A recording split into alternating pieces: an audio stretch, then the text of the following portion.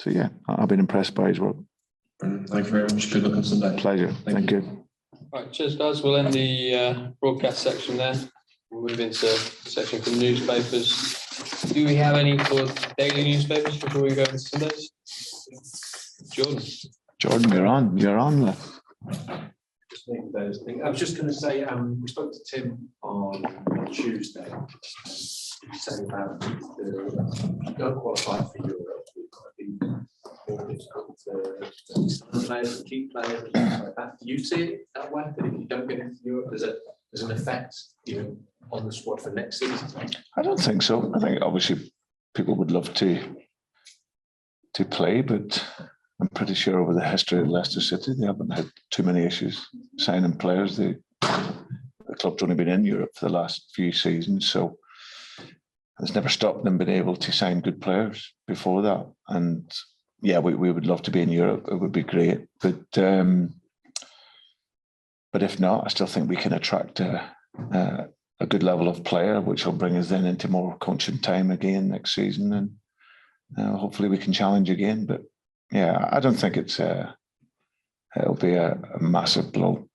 But if you were trying to recruit a player and you didn't have European football to offer, what would you be sort of putting forward about this club to try to convince players to compete? I think firstly you're playing the most competitive league in the world. You're in a team that wants to be competitive. And if you look at our recent history, you can see through what we've done that we are that. This season there's been lots of mitigating circumstances, but you have a chance to come here and develop as a player, improve as a player, in arguably the world's best training facility, in the world's best league, and with a group of staff that want to develop you as a football player, and in a club that is a real community club where you'll be looked after and taken care of. So, and any organisation is about one thing. It's about the people and how they're treated. And this is a club that's, for me, is up there, stands alone in how it looks after its players and how it looks after its staff. And that in itself is a real draw for players to come. I know you said about in the Premier League games, I was feeling like you've got a duty to put out a really strong team to try to win the games because of the travelling fans and things like that. As you get further into the Premier League and you get to those final few games, will you consider some of the under-23s players that their season finishes on Monday? Will you look at them to sort of help your team with the amount of games? As you say, you've got 2 games a week, every week till the end of the season. Yeah, it's been a challenge. But we had the under-23s in with us again today, and some of the football's excellent. We've looked to have the under-23 team very close to the first team in terms of our ideas and how they want to work. And I see today then so 1 or 2 of the players that really shown up well. So that could well be the case. We have 1 or 2 of those guys that could maybe be in and around it. So we'll have to see how the remainder of the season goes. Last one, if you wouldn't mind. I know it was mentioned about Harry Kane's record against Leicester. He had a low spell here when he was really young. It didn't quite go so well for him. I think he said it was one of the most difficult parts of his career.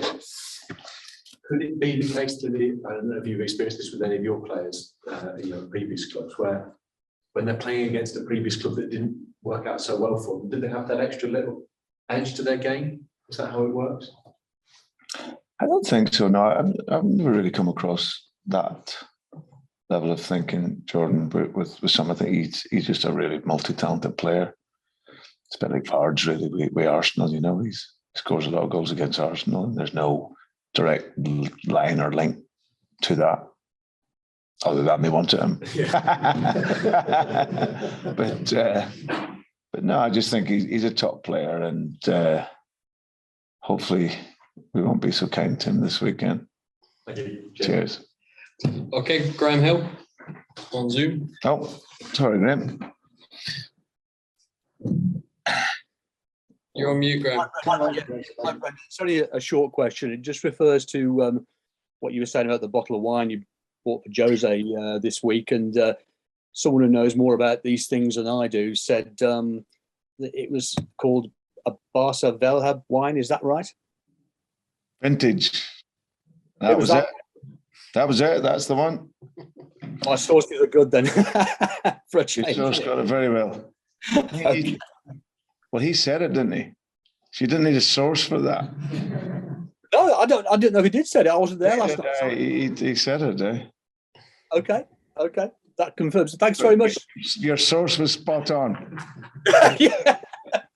Thanks very much, Brendan. Cheers. Thanks, Graham. Good man. Thanks, Graham.